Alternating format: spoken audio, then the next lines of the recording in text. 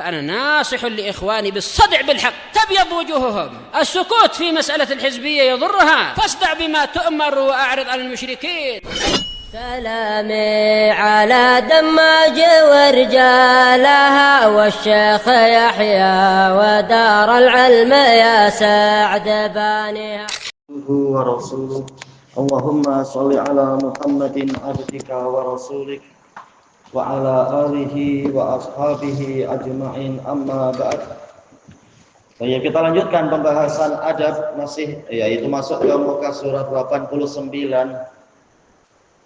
Qala al-mu'allifu hafizahullahu taala ad-darsul rabi', pelajaran yang keempat, adabul isti'dzan, adab meminta izin. Qal al-muslim la yadkhulu baitan illa ba'da ayyasta'dzin. Muslim itu tidak memasuki suatu rumah, tentunya selain rumah dia sendiri, kecuali setelah meminta izin. Karena rumah ini adalah teritori pemiliknya, wilayah kekuasaan pemiliknya. Tidaklah rumah itu ada dinding, ada pintu, kecuali untuk menghalangi pandangan mata orang yang tidak layak untuk melihat ke dalam, untuk menghalangi orang-orang yang tidak mendapatkan hak untuk mengambil sembarang-sembarang mengambil barang milik orang lain. Makanya yang masuk ke situ dia hanyalah boleh masuk setelah mendapatkan izin. Ini adalah karakter orang muslim. Qala wa ammal kuffar fa innahum la ya'tanuna bi adabil isti'dzan. Adapun orang-orang kafir, maka sesungguhnya mereka tidak memperhatikan adab-adab minta izin, kecuali yang memang sudah terbentuk budaya barangkali di kalangan mereka, tradisi minta izin. Tapi secara umum, secara agama mereka tidak memiliki adab-adab yang seperti itu. Baik, kecuali yang memang, karena apa? Sebagian agama kita tidak mengatakan mereka tak punya adab sama sekali, tetapi mereka mengadopsi dari agama-agama yang lain. Tahu kitabnya cacat, kitabnya kurang, dilengkapi dengan ajaran dari agama yang lain, bukan karena ajaran dari langit, tapi karena ya untuk melengkapi apa yang kurang dari ajaran mereka. Wa qad alimna anna Allah Ta'ala fi kitabil karim,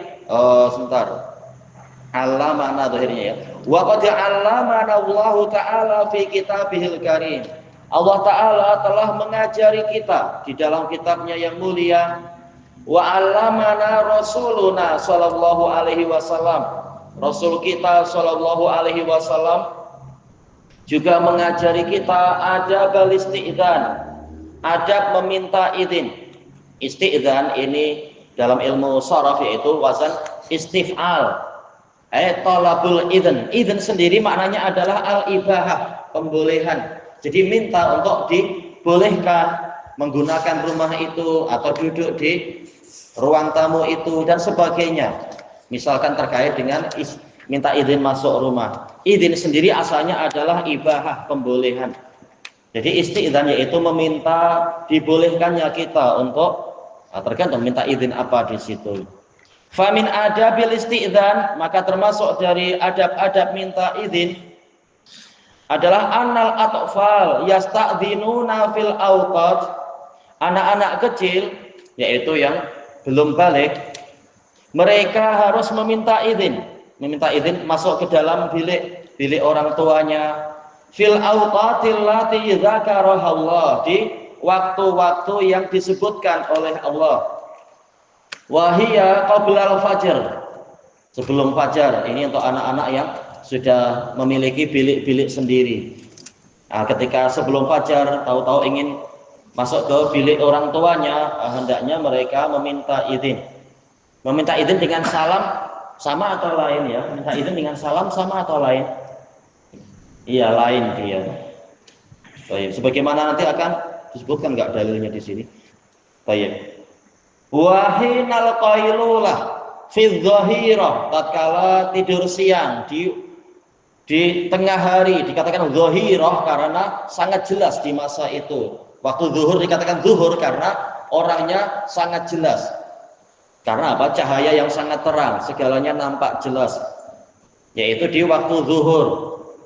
Wa ba'da sholatil isya, dan setelah sholat isya.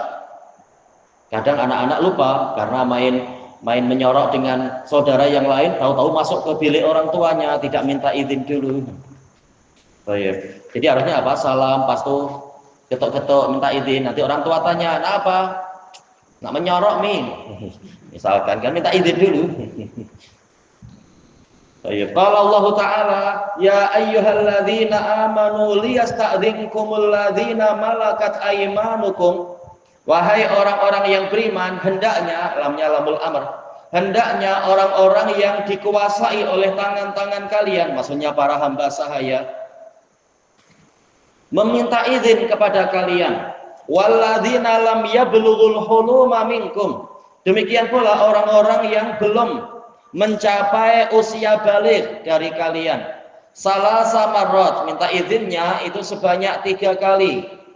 Yaitu 3 masa. Masa yang mana? Min qabli sholatil fajr, sebelum sholat fajar. Wa hina tada'una siyabakum minadh dhahirah, dan tatkala kalian meletakkan pakaian-pakaian dari waktu zuhur.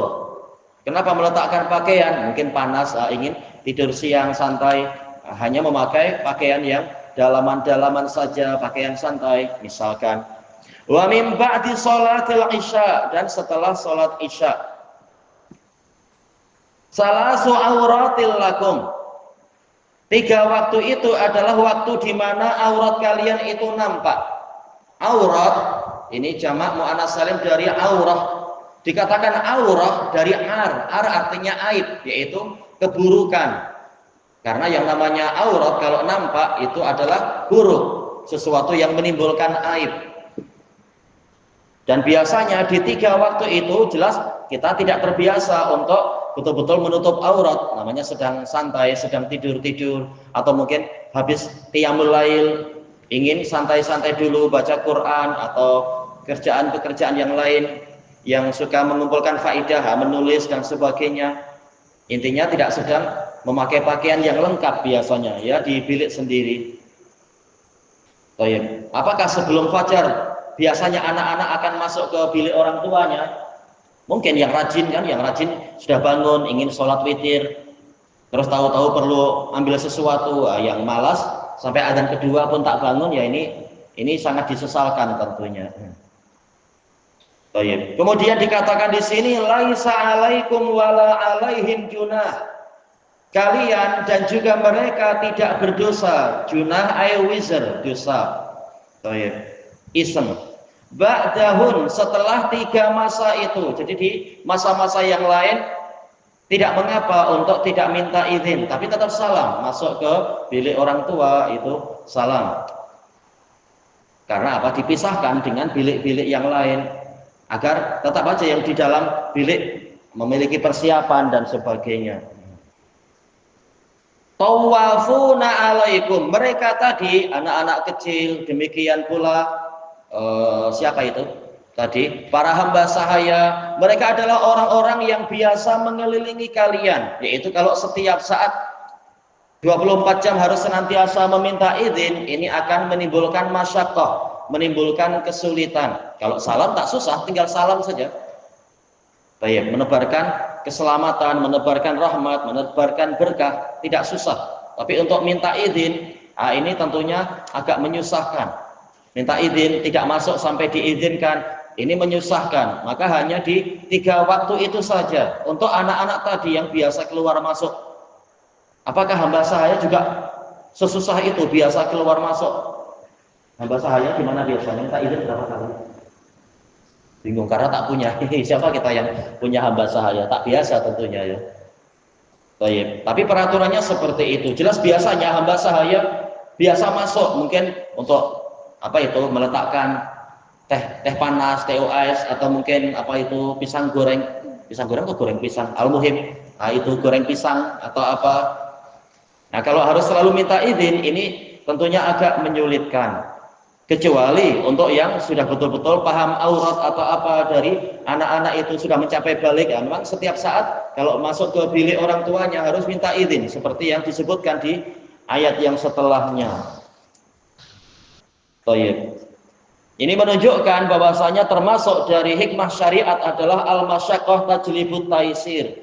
Kesulitan akan mendatangkan pemudahan. Allah akan mendatangkan kemudahan. Karena mereka terlalu sering keluar masuk, kalau harus selalu minta izin, ini menyulitkan mereka. Ya sudah, minta izinnya hanya di tiga masa tadi saja. Untuk yang kecil-kecil itu, anak-anak kecil.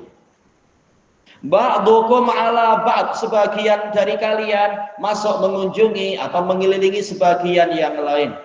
Kadzalika yubayyinullahu lakumul ayat.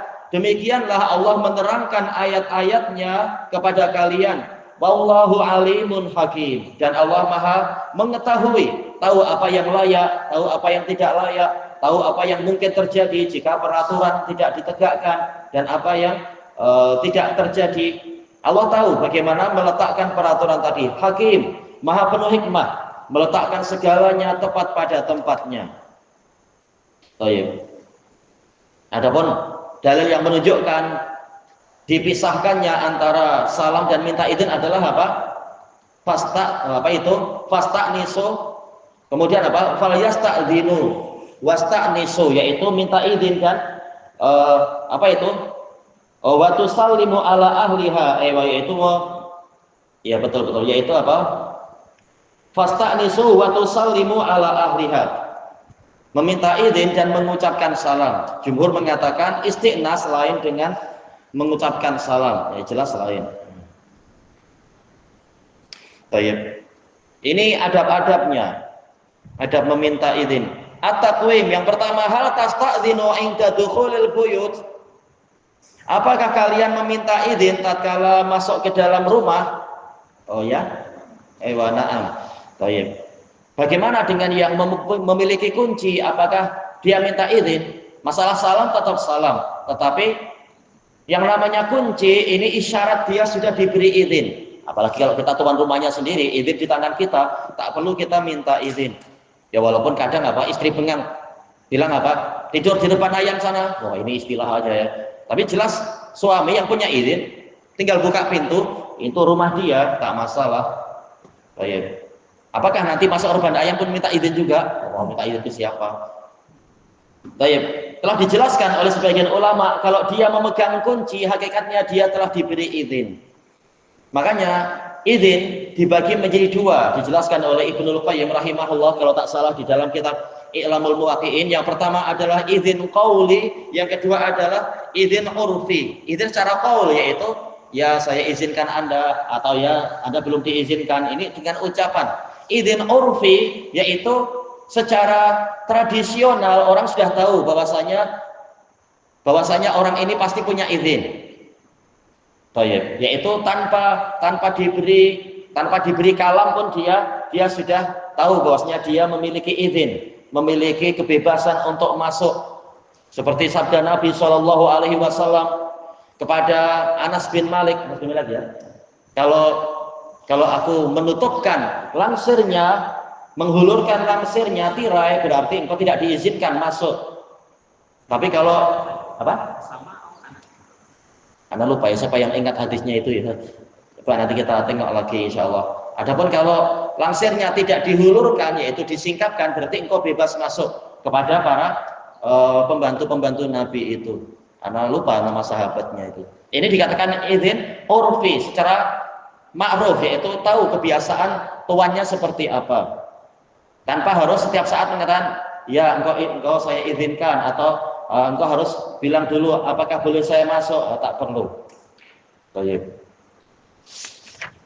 Kemudian yang kedua, hal tasta'dzinu ala abika wa ummik. Apakah engkau wajib meminta izin kepada ayah dan ibumu? Jawabannya apa? Maksudnya adalah minta izin masuk ke bilik, ya. Iya, na'am. Sebagaimana dalam hadis yang diriwayatkan oleh Imam Al-Bukhari di dalam Al-Adabul Mufrad. Ketika salah seorang sahabat menanyakan, wahai Rasulullah, apakah saya harus minta izin masuk ke bilik ibu saya? Nabi mengatakan, tentu. Apakah engkau masuk ke biliknya dalam keadaan tahu-tahu dia tak berpakaian. Nah, ini diantara hikmah minta izin, yaitu yang di dalam bilik dia punya persiapan atau ini atau itu. Jangan tahu-tahu sudah di dalam rumah dan sebagai di dalam bilik dan seterusnya tanpa persiapan. Kemudian yang ketiga, mahia awqatul isti'dzani lil atfal. Apa waktu minta izin kepada anak-anak kecil? Oh ya. Sebelum fajar, selepas isya.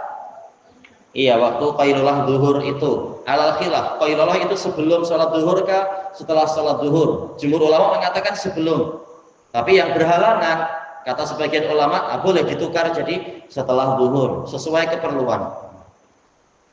Dikatakan qailulah menunjukkan masanya itu sedikit, tidak tidur panjang seperti tidur malam. Kemudian yang ketiga, yang keempat, limadza syuri'al isti'dzan. Kenapa minta izin itu disyariatkan? Walaupun itu rumah bapak kita sendiri, nanti kita yang mewarisi. Kalau mungkin jangan-jangan malah kita yang diwarisi, kita tak tahu juga. Siapa tadi yang tunjuk jari ambil Fatahah? Iya, khawatirnya di dalam bilik itu tidak siap untuk menerima anak-anak masuk atau apa dan sebagainya. Baik. Kemudian yang keempat, yang kelima, kaifa ta'malu idza aradta an tasta'dzin? Bagaimana Anda berbuat jika ingin minta izin? Wa madza taqul? Apa yang Anda ucapkan? Gimana caranya minta izin? Tahu-tahu sudah di atas tilam gini. Apa bagi izin, Kak? Kak gimana? Iya, ketok pintu dulu dan semacam itu. Boleh saya masuk? Baik. Tapi dengan bahasa yang beradab, jangan apa dan Umi dah pakai baju belum? Tak ya, itu buat malu ya. Tanya baik-baik, boleh saya masuk? Nanti Abah bilang 1 jam lagi lah. Ya udah, nanti 1 jam lagi. Main dulu sana, panjat pokok atau apa dulu. Baik. Sebagian ulama memberikan bahwasanya tidak selalu minta izin itu dengan mulut. Boleh apa? Dengan yang dipahami di daerah situ, dengan ketok pintu misalkan dan sebagainya. Itu pun sudah dianggap sebagai isti'dzan, asalkan di daerah situ memang ma'ruf. Ketok pintu adalah untuk minta izin. Baik. Ilahuna wallahu a'lam.